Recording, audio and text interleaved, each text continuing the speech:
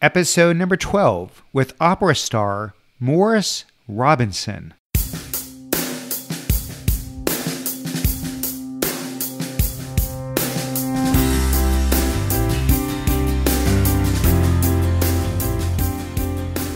Welcome to The Art of Excellence, a show about people doing extraordinary things in their lives. I'm your host, Glenn Zweig. Thanks for joining me.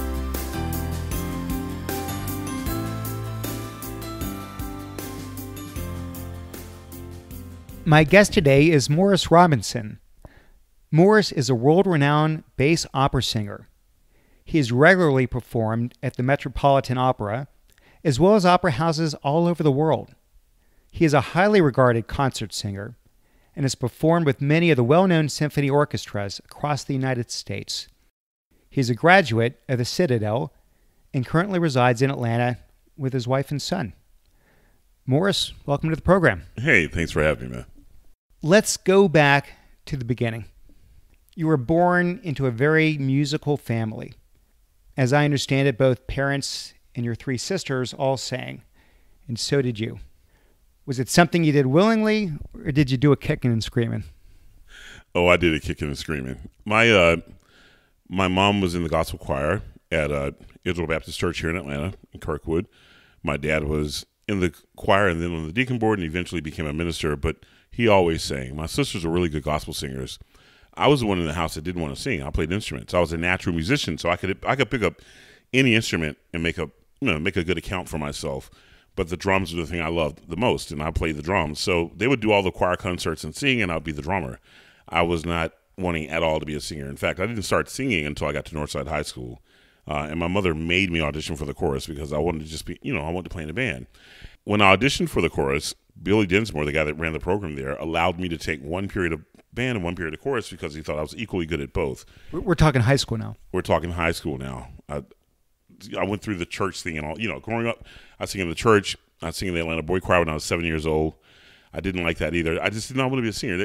Growing up in the South and being a big guy from Southwest Atlanta near Ben Hill Recreation Center, you don't want to be singing in the choir. You want to be out banging heads with guys. Be one of the tough guys. I wanted that for myself more so than being the choir boy. But I had a natural affinity for music. Athletics I had to work really hard at. But when I got to high school finally... Before we get to high school, though, just to finish up the childhood, so this wasn't an option. Your parents said, look, you're gonna sing or you're going to play an instrument. This is part of what you're going to do being in our house. Pretty much. I mean, it wasn't thrust upon me. I had a natural interest in music, but singing was something I didn't want to do.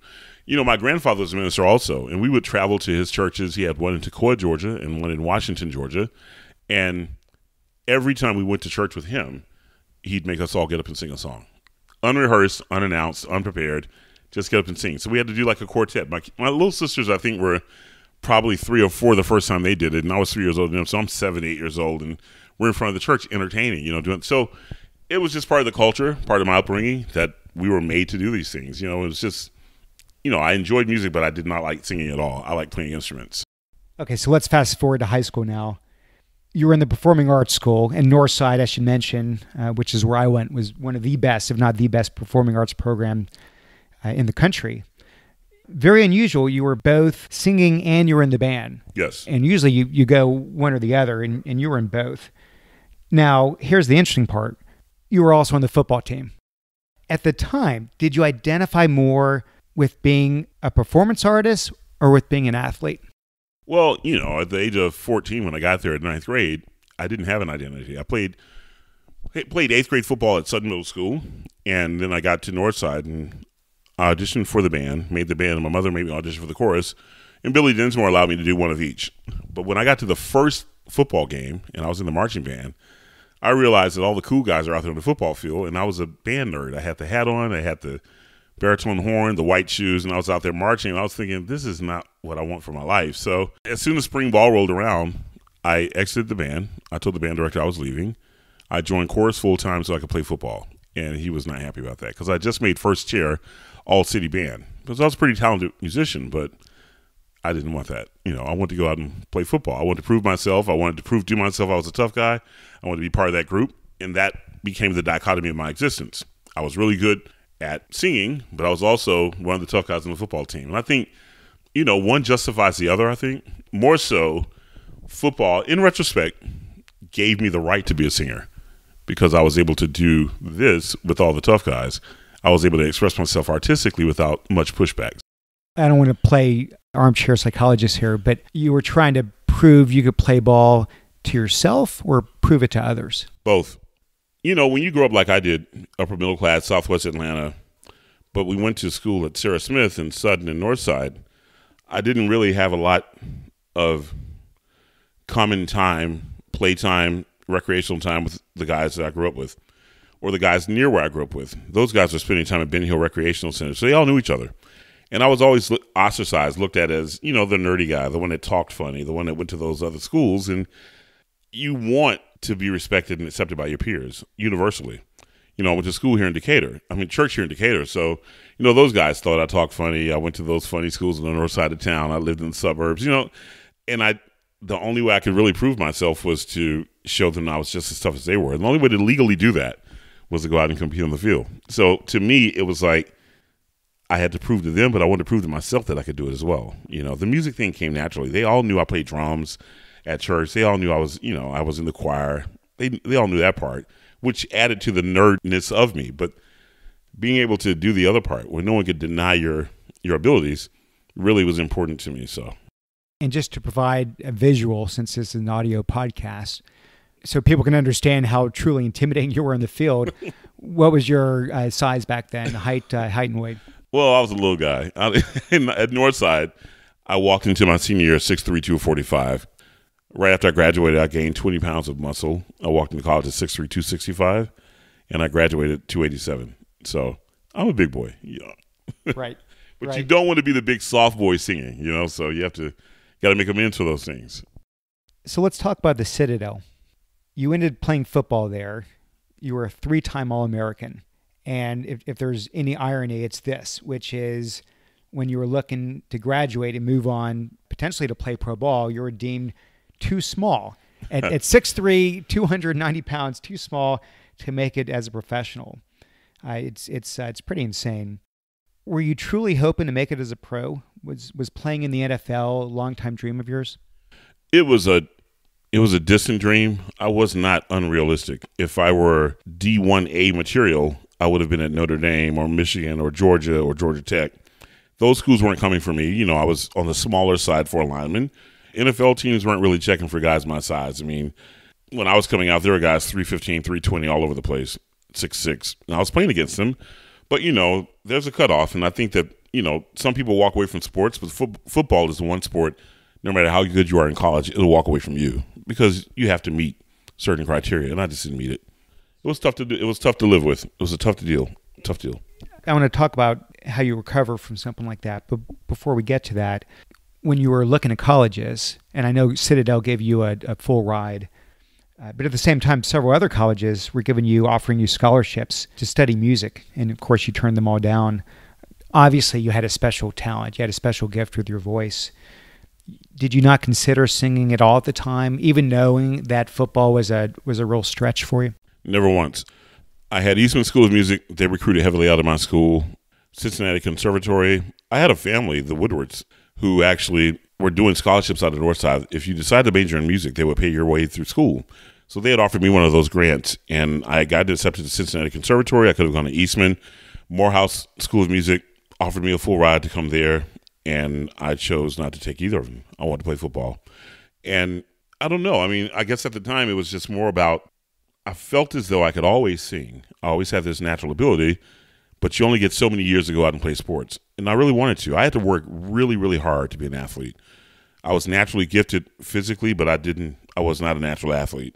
I had to work really hard to be an athlete. I didn't have to work really hard to be a musician, so I thought this would never leave me. So when you got to the point at the end of your ride at Citadel and you realized that playing pro ball wasn't in the cards, there'd be no professional football career.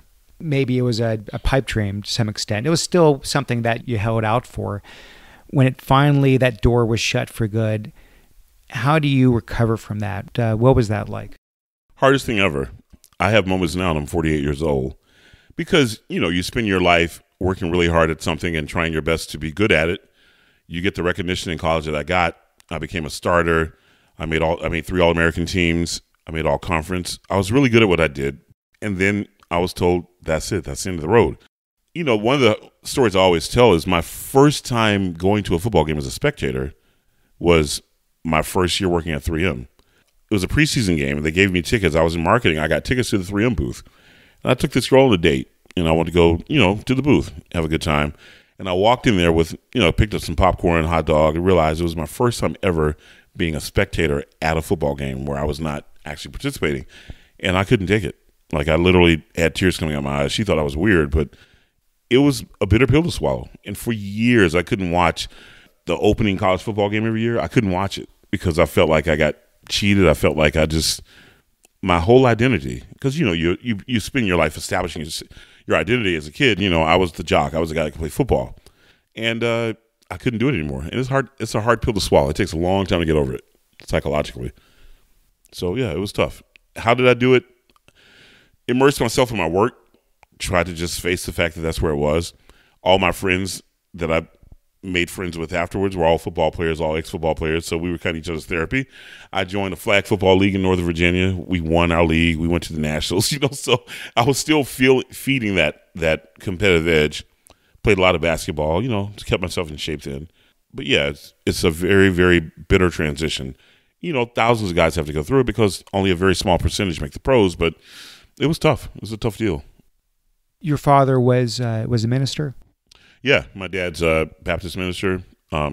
He also retired from Lockheed Martin. He was one of those guys that worked full-time and was a minister also. He pastored several churches in, the greater Atlanta area. He would work all week and go do the church thing on the weekends. So did you grow up in a somewhat religious household? And if so, is there a part of this football journey that you said, well, maybe somehow this is God's will that I'm not meant to be a football player? Well, you always can find solace in religion and justification for circumstances. And yeah, I grew up in a very religious household. My dad's a minister. My mom was probably the most religious of all of us. She was a church lady and a very prominent member of the Ministers' Wives of Atlanta group. And her dad was a Baptist minister. So yeah, we grew up in church. We did all the after church things. We were always in church. So that added to my ability to, I think, cope, with the circumstances and say that this is God's plan. This is my lot in life. And maybe there's something greater for me. And I had no idea it would end up being what it is, but I certainly knew that my life wasn't going to end at that point. I carried on forward with at that point, I was working for 3M, got a job right out of college. And did corporate America for a while. I still sang on the weekends. I still sing at teammates' weddings. I still sing the national anthem at football games and stuff like that. But I never, ever dreamt that this would take off and become my livelihood. So when you went to corporate America, and it's another point of reflection, where are you and where do you want to go? Once again, high school, music was there, but you pushed it aside, going to college. Now college is over. Pro ball is not going to happen. Did you once again think about music, or you just never thought that could actually be a viable career at this point? Never thought it could be a viable career at this point. Like I said, the only thing I did musically at that time was sing at weddings. I sang the Lord's Prayer quite a bit. I sang the national anthem at football games, and that was it. I was at the time, even working for 3M, I was thinking, because I had a degree in English, I was going to go to law school. So I was thinking, I'll work here for a few years, and then I'll go back to law school. They'll pick up the tab. I'll get a law degree, and I'll go back and practice law. And that's when I was in D.C., and Denise, my wife, actually set up an audition with me for the Choral Arts Society of Washington without me knowing. And woke up one Saturday morning, and she's like, oh, you have an audition at 1 o'clock, so I hope you're ready for it. I said, audition to do what? So I went to the music store, bought a score of the Mozart Requiem, which is a piece I did at Dorset with Billy Dinsmore my junior year. It's the only thing I knew. And so I went back, took that music in audition. I sang for Norman Scribner, who was the director of the Choral Arts Society, and he heard my voice, and he completely freaked out. He's just like freaked out. He said, what are you doing here? And I was like, well, I'm in sales and, I came to audition for your chorus. He's like, I don't have a voice like yours in my chorus. But since I think you need to be in music, I'm going to take you in anyway. But he immediately started the Dog and Pony Show. I was singing at the Congressional Black Caucus. I was singing at all these things, singing the national anthem. He was taking me all over D.C. just, like, look at what I found. So once someone of that magnitude, of that level of artistry and recognition takes an interest in you and has the reaction that he had, I felt like maybe I'm onto something here. So that kind of whet my appetite. But let's look at the timing of when this happened. You were 7 years, I believe, in your corporate career, working at 3M in sales. I'm assuming by this time you're pulling in some pretty sizable commission checks. You've got a nice expense account, the company car, other benefits.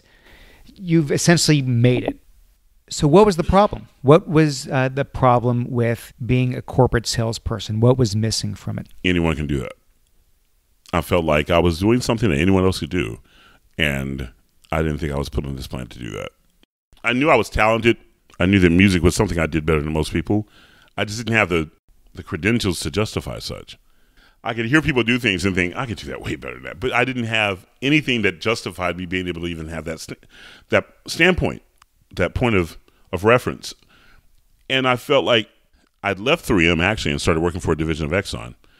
And this job, the sales cycle was like 18 months long. There was no instantaneous gratification, lots of grinding.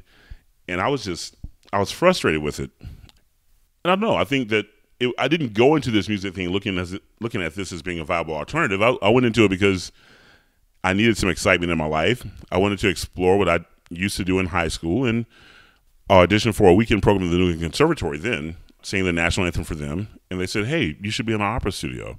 And that's kind of where things really started happening. I was up in New England, auditioned for them. I got into a musical in Salem, Massachusetts to sing the role of the devil in Satanella by Michael Balfe. It felt good. I was working in corporate America, making sales calls, company car, expense account, all that stuff during the week. And on the weekends, I was rehearsing. And I was like, I feel like I'm back at Northside again. I feel like I'm back in tour show. I feel like this is the other side of me that people don't know exists, and it was fun. If you look back, was there any particular aha moment when you were working in sales where you just woke up one day and you just said, enough of this? Or was it just this feeling that had been gnawing at you year over year over year until finally you just had enough? It was neither. It was, I'm working in corporate America. This is what I'm doing right now. I'm frustrated, but this is all I have. And then this opportunity to do the opera thing on the weekends, to do a musical, presented itself. I started doing that. And I felt balance in my life. I felt like, okay, I'm doing this part of my life that sucks. Like literally at about 5 or 6 o'clock on Sunday, my stomach would start hurting because I had to go back to work on Monday. But during the weekends, I was rehearsing, and I was going to the New England Conservatory, and I was going to a rehearsal hall and rehearsing this Satanella thing, and I was excited about it. It made me feel good. It made me feel like I'm finally tapping into this resource of talent that I knew that I had, that was just laying dormant all these years. And I was excited about the opening. I was excited about doing it. But the moment it really clicked was I walked into the back of the theater for opening night. And my first lines, I think, were, "What daring mortal has defiled my name?" or something like that. And the director of Boston University Music was there. The chorus master from Boston Lyric Opera was there. And I think it was Steve Steiner, the chorus master from Boston Lyric, said, "Oh, my God." You could hear him say that after I got done with my first line. He's like, "Oh, my God." And I was like, okay, I might be onto something. And immediately after the show, they all walked up to me and said, we don't hear this often off the street. If you're really serious about this and you want to be a singer, we really think you have a shot at doing so. And that was kind of the ignition I needed to. That was the pivotal moment. That was it, yeah. So you're getting all this positive feedback. And at some point, you decide to go for it, and you quit your job, and you go pursue this thing full time. Was there ever a plan B? Was there ever something else to fall back on if opera didn't work out? Was it going back into sales, or was there something else? Well, in retrospect, opera was the plan B. Before I made this move, I talked to Denise, I talked to my dad, I talked to my mom, I talked to everyone, I talked to my friends, all my frat brothers, former teammates. Am I crazy for trying this? But I knew in my heart that if I made this sacrifice, I was going to do everything I could. People made me promises, not guarantees, but basically said, if you do X, Y, and Z, we can guarantee that you will have a career at this. I didn't know what that really meant, but I knew that I was going to do X, Y, and Z. I knew that I was gambling on myself. Got a job at Best Buy, loading boxes in the morning from 6 to 10. Started school at 1 o'clock, went from 1 to 6, repeat, And that was the plan, to do that for 2 years. And if this didn't work, I can go back and find another job. I was still young. I was 30. If it didn't work for 2 years, I'd be 32. I still had a wealth of experience. I'd worked for 3M. I'd worked for a division of Exxon. I had all this territory sales management. I could do it. But I never had to look back. Almost instantaneously, the opportunities in opera got so became so superfluous that I almost had to quit my job at Best Buy in order to manage all my opera opportunities, So it turned out to be almost instantaneous. And I always look at it this way because I came from a religious household. It was God's way of saying, see, you're doing the right thing, stay with it. And I've never worked a day in my life since. Amazing. Now, it was a journey. I didn't go from the salary I was making to a commensurate salary. I went from the salary I was making to, doing a gig here, being in school full time, getting a stipend, working a summer job. But, everything, there was always enough money to make it work. And then it just took off. I can't even start to fathom the work entailed with training for the opera. There's not just the vocal training, but you're an actor too, so you need to understand stage presence, conveying the right emotion, interacting with other singers on stage. Not to mention the fact that most of these operas are in foreign languages, Italian and German. It just feels really daunting.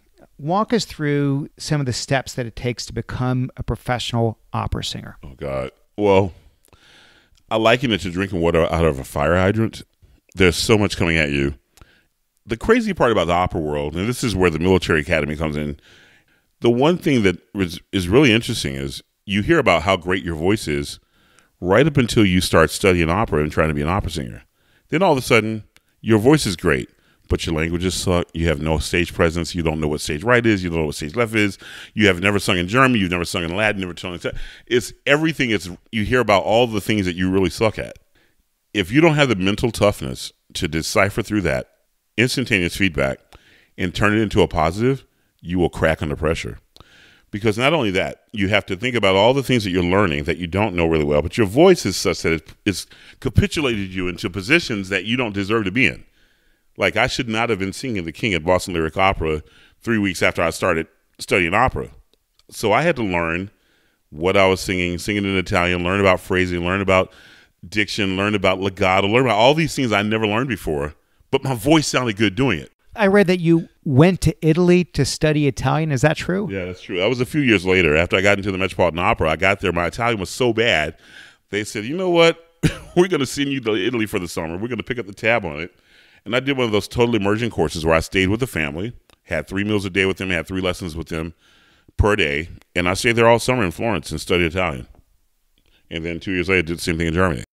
Despite your amazing voice, you really had to go back to school. I mean, you're learning an entirely new craft at the age of 30.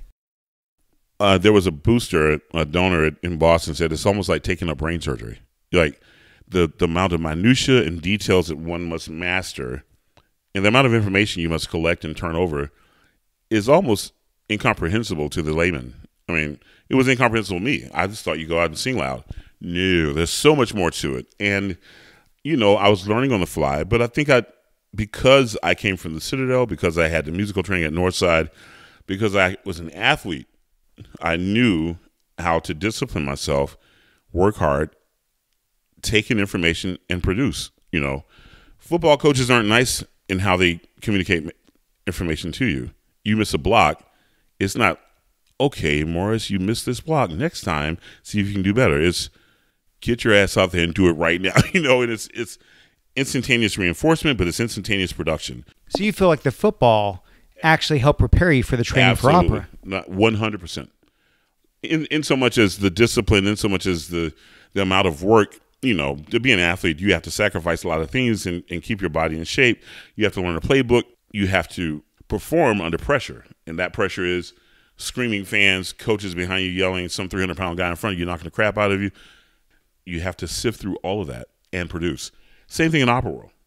Even at the level that I'm at now. Every time I open my mouth, everyone listens.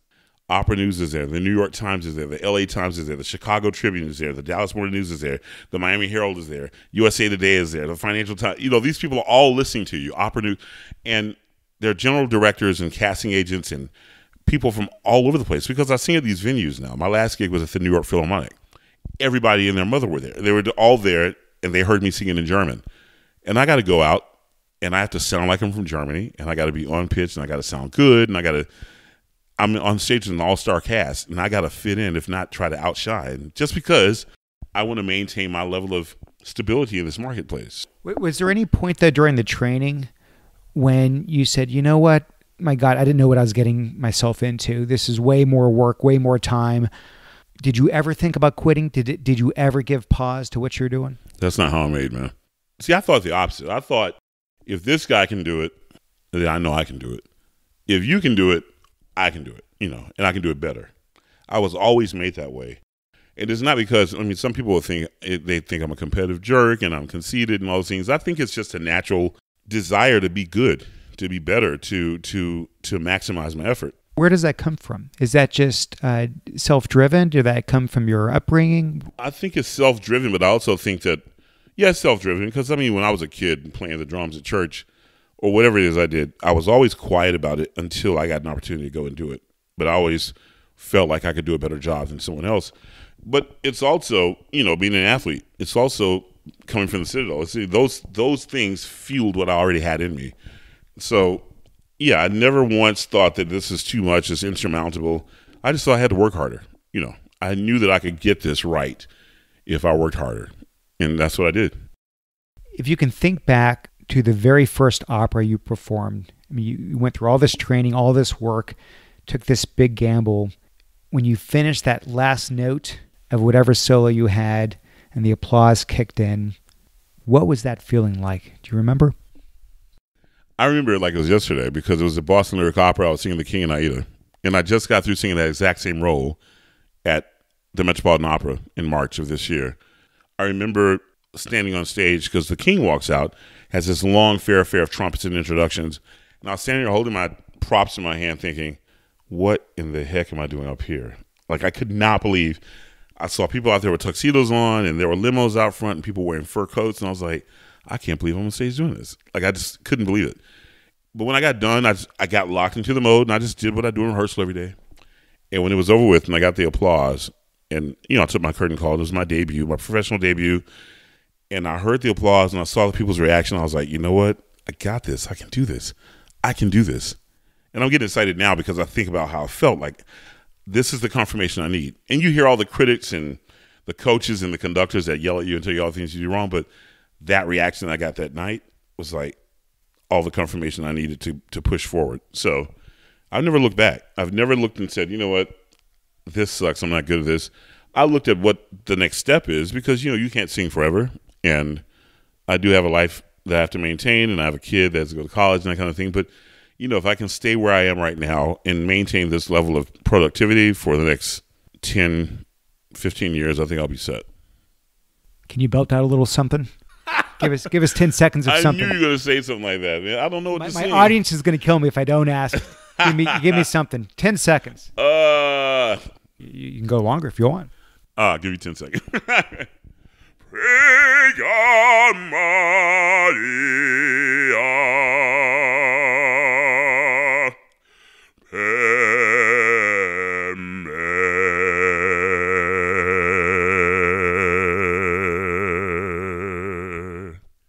Is that enough? That's incredible.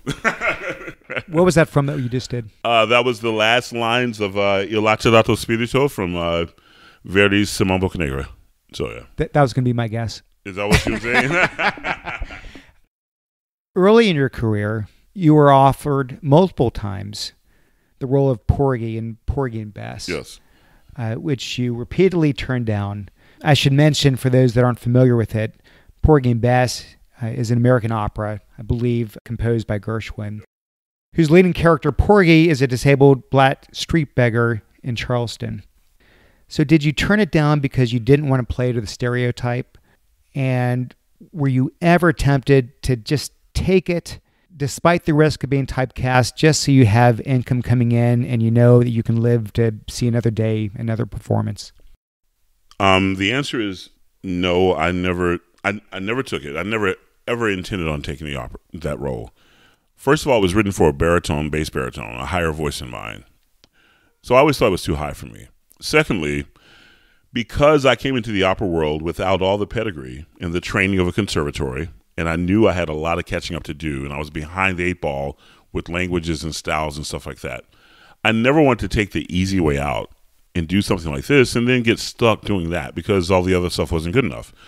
I wanted to make sure that I was good enough to firmly plant myself in Italian and German repertoire at 8 houses. And that's what I did for the first several years of my career. And it wasn't until last year, on a whim, I don't even know where it came from, but one of the most prestigious opera houses in the world, La Scala, asked me to come sing Porgy. To a lot of people's idea, a lot of people thought it was the worst thing I could do. Not because I wasn't established, but because they just didn't think I had it in me to sing this role.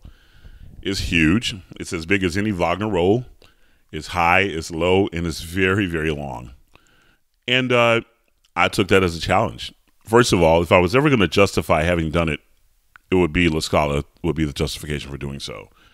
And I felt like I had established myself enough in my career at this point where I should take on something like this without risk. I have contracts for German and Italian roles for the next 2-3 years out at the time, and I was all set with that. So I felt like, why not? Why not add this? So I just recently taken on Joe from Showboat, who sings the famous aria Old Man River. And that was my first, quote, black role, so to speak, other than Osmin Abduction from Seraglio, but that's different because that's in German and it was written by Mozart. But he's a black character too. But it's standard repertoire. When I did the Old Man River, it was a risk then, but I'd already established myself, again, as a German and Italian singer. So it was just added to my repertoire.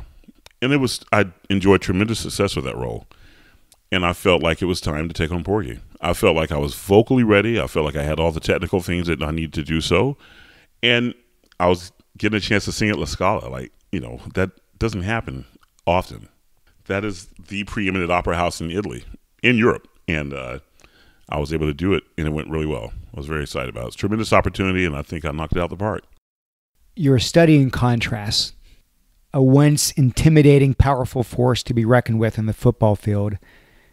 And now this sophisticated opera star belting out Mozart in foreign languages. I mean, how do you reconcile these two very different or seemingly different personas? I don't know. I think I enjoy it, and I enjoy reveling in it more so than anything. I think that, you see me. I've come to do this interview with you, and I have on flip-flops, polo T-shirt, sweatpants, driving a Hummer with a bald head and a beard. Scruffy beard at that. No one on the planet would ever think that I'm the guy that goes down to Symphony Hall and sings Verdi from appearance. And I like that. I like the dichotomy of my existence. I think it's always been me, all the way back to when I was in the Atlanta Boy Choir and wanting to play football, all the way back when I was at Northside High School and during tour show and captain of the football team.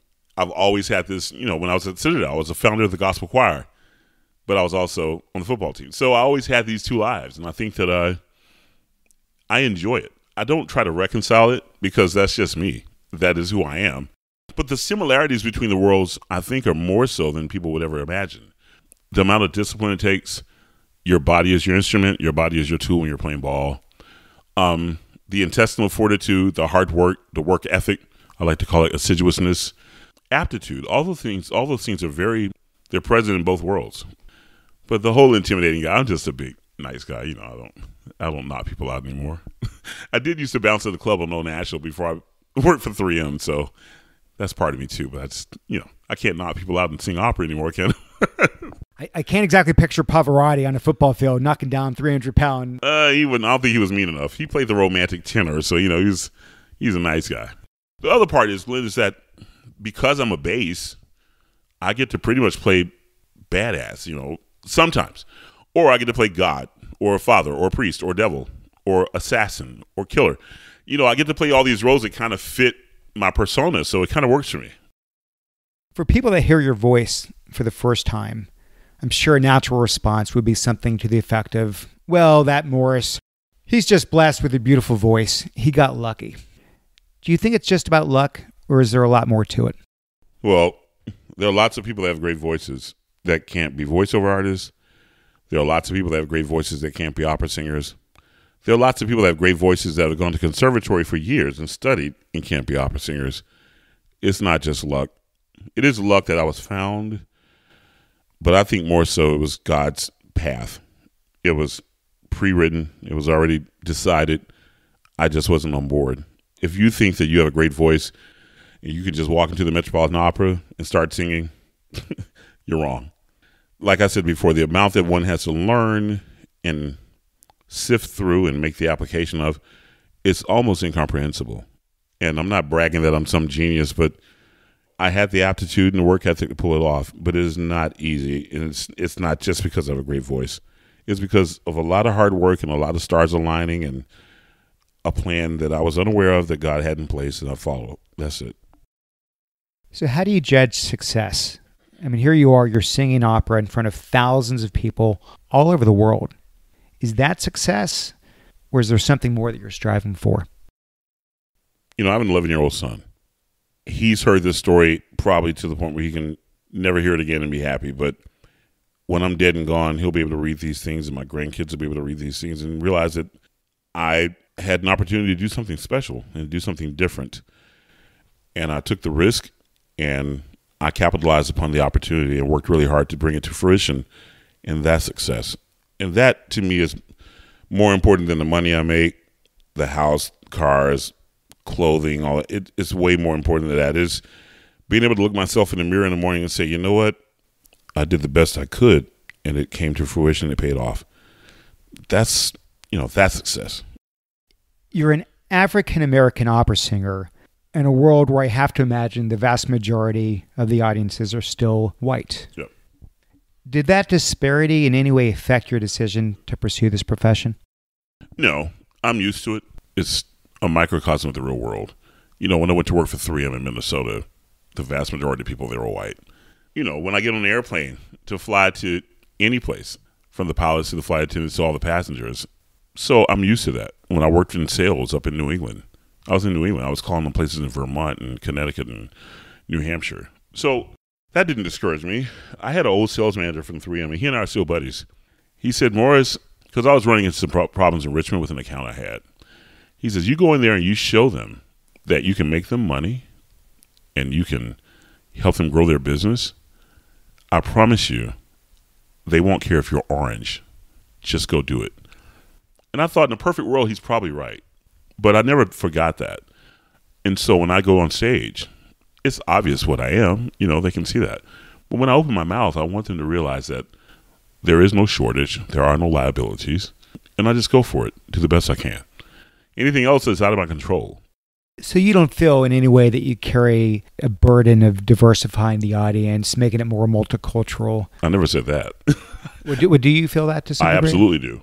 I didn't let it discourage me from pursuing the career, but I do realize that the better I do, the more visible I am, and the more excellent I am, the less sacrificing of the quality that one perceives, the better the product, the more likelihood that the opportunity will be presented to other people that look like me.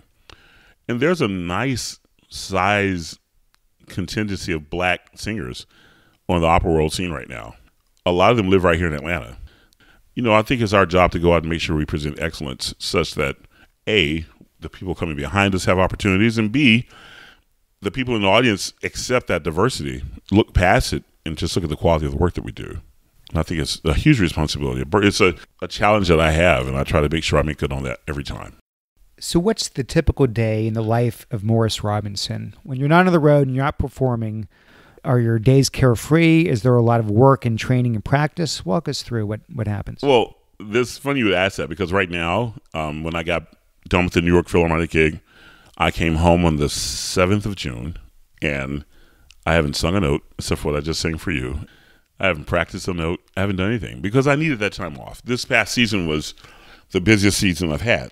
So my normal days then consist of waking up, trying to eat the right thing, trying not to drink too much coffee and caffeine so I don't affect my reflux, go to rehearsals, do the best I can there, come home, study for the next role, do a lot of emails, answer this, do an interview for this article, do a photo shoot for this thing, you know, try to get some sleep and repeat. That's been my life since the beginning of September of 2016 until this past June 7th. So my typical day now is I got a new puppy, making sure Miles walks the puppy, making sure he's empty before he comes in the house, you know, running around with my nieces, running errands, you know, just doing things around the house and just kind of keeping myself busy with the things I don't get to do because I'm on the road so much. So, yeah, my typical days right now are pretty much non-productive, and I'm happy with that. But it cranks back up in a few weeks. I go to Boston Symphony Orchestra to do Das Rheingold, and about a week before that, I'm going to start zeroing in. I'll start back studying. I'll go to New York a couple of times, take some voice lessons. I'll be geared up and ready to go because, again, all eyes on me. You know, the lights are on. it's time to snap the ball and run the play. I'll be ready. Who's been your greatest inspiration? My greatest inspiration? That's a tough question. I mean, I have so many people that I look up to in this business that have gone before me. I'm always compared to Paul Robeson, who was an African-American base scholar, athlete. I wasn't a scholar, but I was an athlete. But he never got a chance to do what I do. Not operatically, not sing at the Metropolitan Opera, not sing at La Scala, not sing because he was black and it was the 1920s. It wasn't because he wasn't good enough. It wasn't because he didn't have the voice, the facility.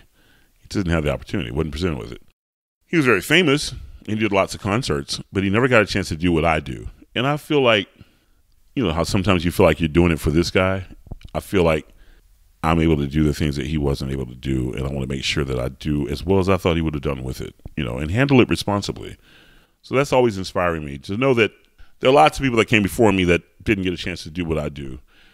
And I don't want people to think that because I came into this world in a non-traditional sense that I take things for granted, because I don't.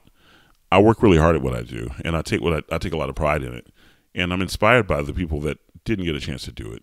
I'm also inspired by the people that look up to me that want to do it, because the burden is there to produce. You know, I'm inspired also because I'm a father, and I'm an uncle, and I'm a godfather. And I want my kid and those kids to realize that, you know, we don't have to take a traditional path anymore to earning a living, to expressing oneself musically, to doing anything. If you have a dream, you have a goal, you have the right to go after it. Don't settle. Don't allow fear disguised as practicality to force you into doing something normal. And in the African-American community, especially when I grew up, we didn't have very many examples of that, because the goal was to get out of school if you could go and get a good job and take care of your family. Well, yeah, I got that, and I had that as a formula, but I chose to go off that path. And I've been very successful at doing so. And I want them to know they have the right to do so as well. You have the ability.